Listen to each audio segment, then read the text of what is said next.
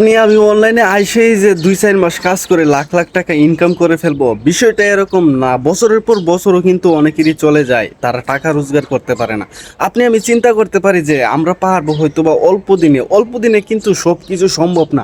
আমাদেরকে দীর্ঘ পরিকল্পনা সহকারে চেষ্টা করা দরকার, আমাদের প্রতিভাটা তুলে ধরার দরকার।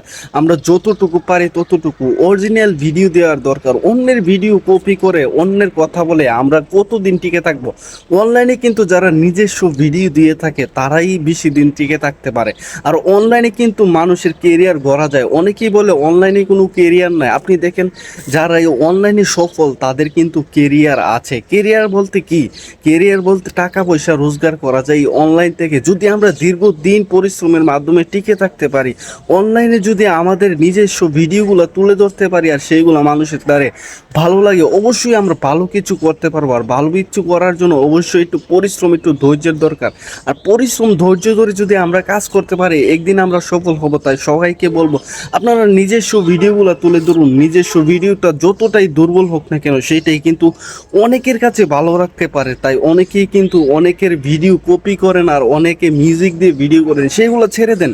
সেইগুলো ছেড়ে দিয়ে নিজস্ব ভিডিওগুলো করুন। নিজস্ব ভিডিওগুলো অনেকেরই কিন্তু পছন্দ হয়, সেটা যত নর্মাল ভিডিও হোক।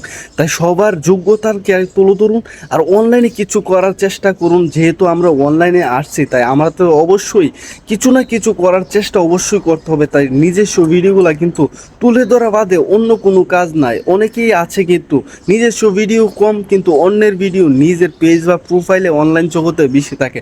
তাদেরকে বলবো ভাই, যেহেতু আপনার মূল্যবান সময় দিতেছেন, নিজস্ব ভিডিও দিয়ে কিছু করার চেষ্টা করুন। অন্যের ভিডিও কেন দেন? সেগুলো দিয়ে কিন্তু শুধু শুধু আমাদের সময়টুকুই নষ্ট হবে। সময় নষ্ট করে লাভ নয়। যতটুকু সময় আমরা দিতেছি অনলাইনে আমাদেরই নিজস্ব ভিডিও দিয়ে যদি আমরা চেষ্টা করি, অবশ্যই আমরা একদিন না একদিন সফলতার আশা তো করতে পারি। সফল তো সবাই অনলাইনে হয় না, লাখ লাখ মানুষ এই অনলাইন জগতে আছে।